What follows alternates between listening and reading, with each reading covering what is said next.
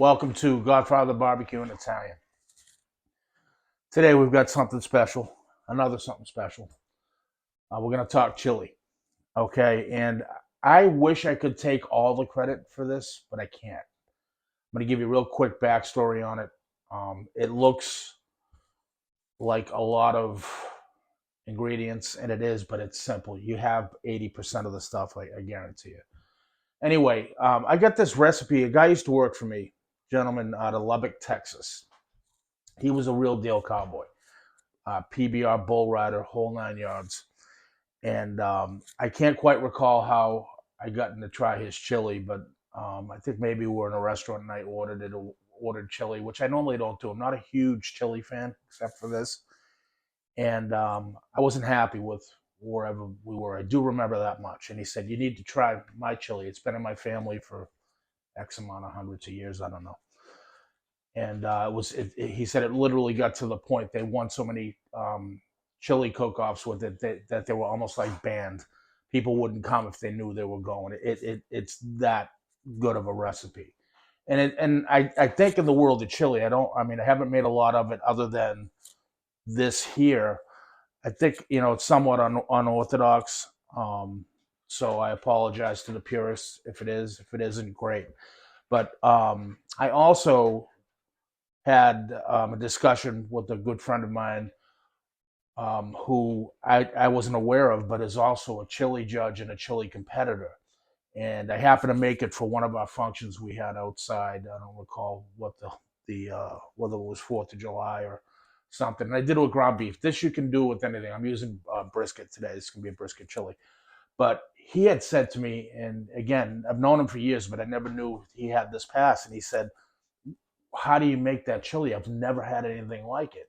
And I didn't think much of it until he continued on with, I used to judge, or we used to judge. My father's the 6-time state champ. I don't know what, I'm just giving an analogy, but I don't know exactly what they did or where they did it, but they're very prominent in this field.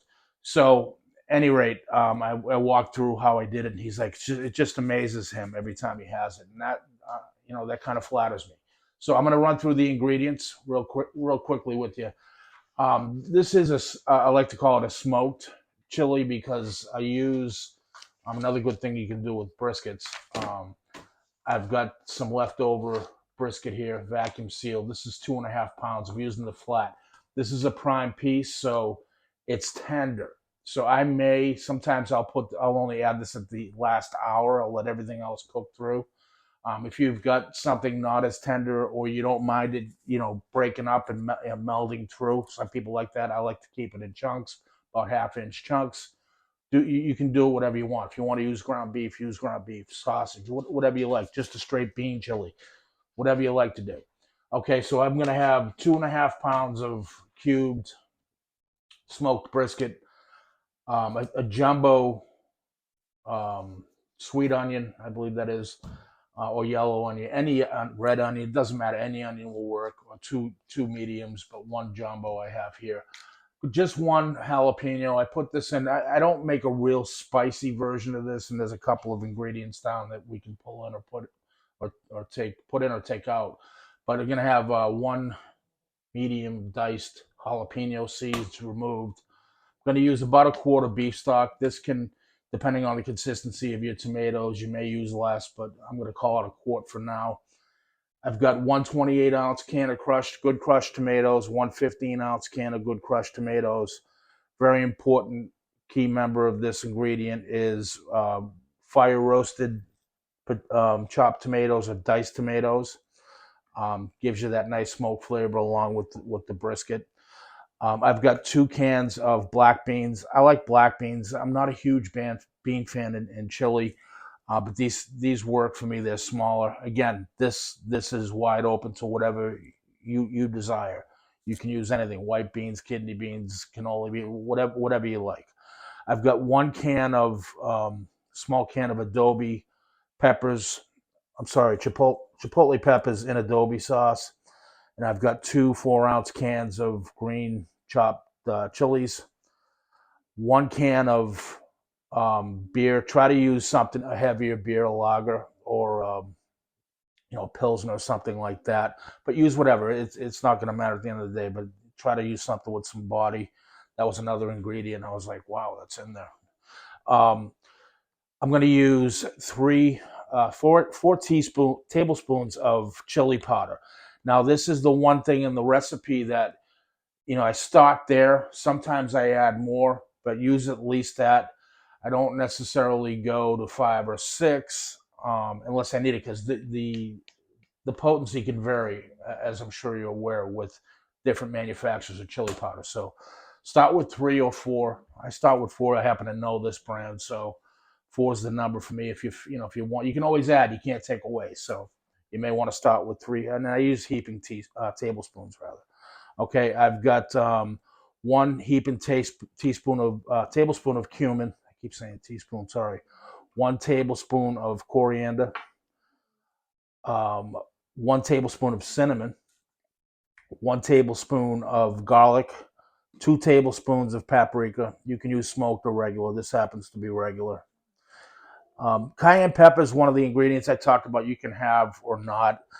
Again, we don't like it too spicy. I may use a half a teaspoon or full teaspoon of that, or the jalapeno when I make it. I usually use one or the other. Okay, but just to show you what can be or not be involved in this, you decide.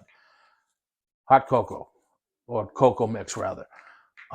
Tablespoon of that. Don't ask me why. I know it's weird. 3 tablespoons of brown sugar. 2 tablespoons of Worcestershire. I'm going to use 2 to 3 ounces of honey. So this is nice. It's going to be sweet and savory. It takes a bit to cook because you want to make sure you don't rush this. Okay.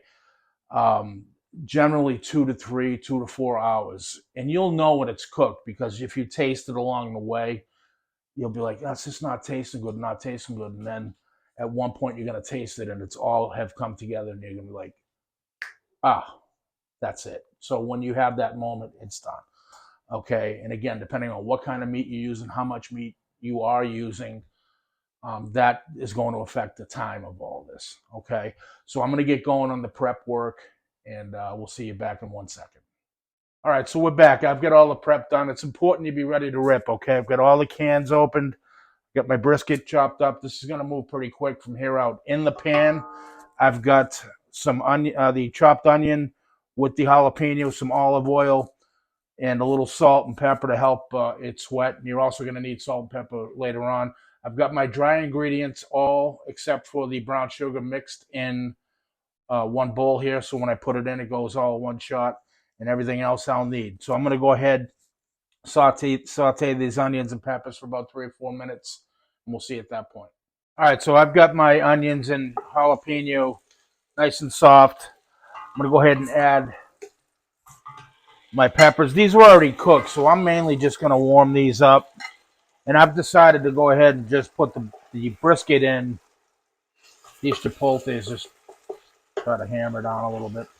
I'm going to do a one-shot brisket and all at the same time. I think that's going to hold up because it's a flat.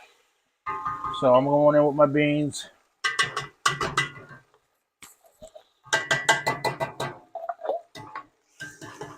My diced green, my chipotles.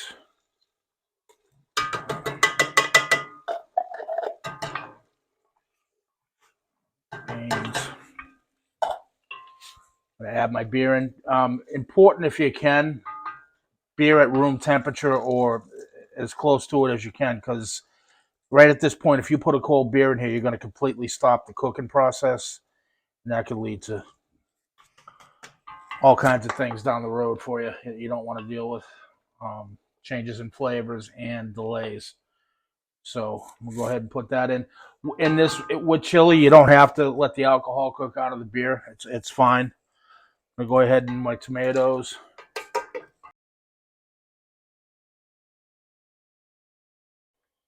Give that a mix. I'm going to come in with the brisket behind that.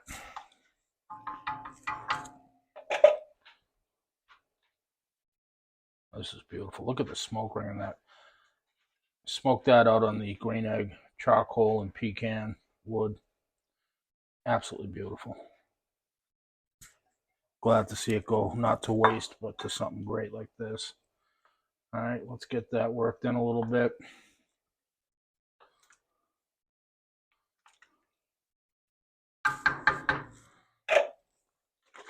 Come in with my beef stock. And again, I'm kind of going to check for consistency here. It's still thick, so this will take the full quart easily. If you had real chunky tomatoes, or your tomatoes had a lot of water in them, like some of them do, when they pack them, then obviously use your judgment here, but this is a perfect consistency. As you can see, it's also going to thicken up, obviously, a little bit too as we move through it. I'm going to hit it with some salt and pepper right now. I would say a teaspoon and a half of salt. Same with the pepper. And as we go along, we'll adjust that if need be. So from this point, we're looking anywhere 2 to 4 hours, depending on what you like. But again, I'm not going to, I'm going to bring this to a rapid boil, then bring it down to a simmer and cover it. And I'll check on it in about an hour. And I'll also add my, might as well just do this now. I'm going to add my, all my rubs and seasonings now.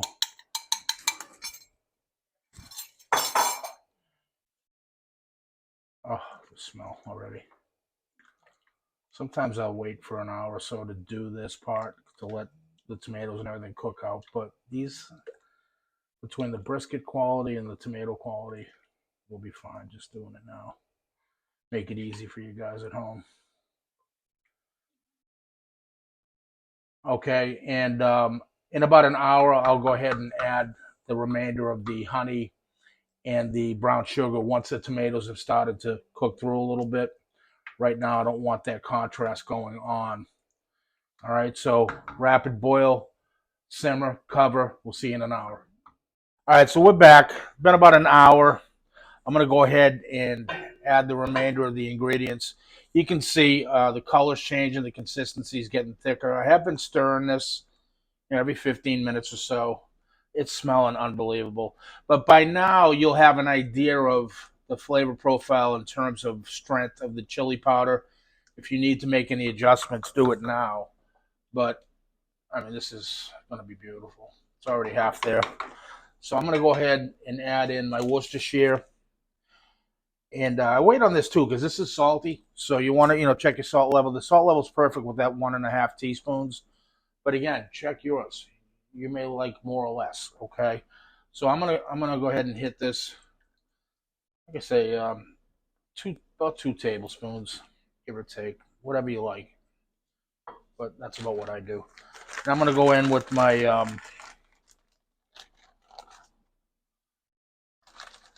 3 tablespoons of brown sugar.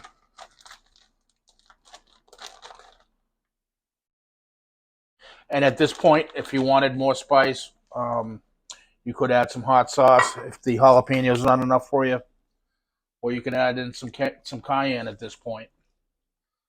But I'm going to go ahead and make sure this is distributed well throughout. Keep in mind that brown sugar, you want to stir this for a minute or so because you don't want it to clump up. Fortunately, that's pretty fresh, so it's nice and loose.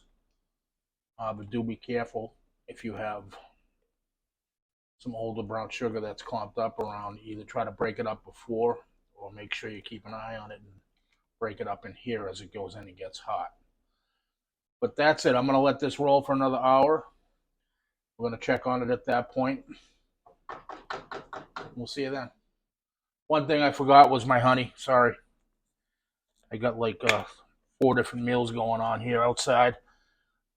And again, I'm going to go in, let's say 2 ounces of honey. And again, that's something to your liking. You like it a little sweeter? Do it. Do it to it. As long as the main frame of this, those main ingredients are there, the rest is, of all this stuff after is to taste. The brown sugar, you're still going to want at least 3 tablespoons. But that's it. We'll see you soon. All right, so it's been another hour. So we're going into hour 3. As you can see, it's starting to thicken up again. I've been stirring this, letting it simmer slow. What I'm going to do for this last hour or two, it's probably only going to need another hour. Brisket is nice and tender. I'm going to let this roll without the lid for this last hour or however long it turns out being. I'm going to anticipate an hour, hour and a half, just so it can thicken up a little bit. Um, I like this consistency, but it could stand to be a little bit thicker, and it's not fully cooked yet, so I don't have that 100% done taste yet, but it's coming. I can feel it. I can taste it. So we'll see in about another hour. All right, so we're right at 3.5 hours. I checked this at 3, and it was good, just not outrageous like it is now. It was almost there. You have to wait till those two elements, the sweet and savory, combined and they're smooth on both sides. You shouldn't be tasting more than one or more than the other. So once it got to that point, it's done. So 3.5 hours in, this is what we got. It's nice and thick.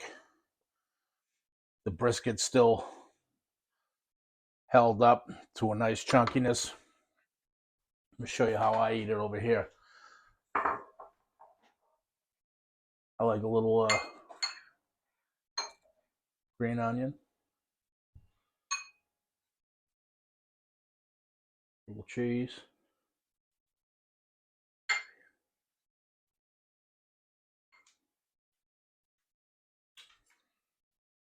and that's it. This is, again, I tasted it earlier. Unbelievable. Check this out. Try it. Let me know in the comments what your thoughts are if you have any questions. There's a lot to it, but it's simple. So don't be intimidated by trying it. Okay. If you like what you see here, please like, subscribe, and share. Until the next time, we'll see you then.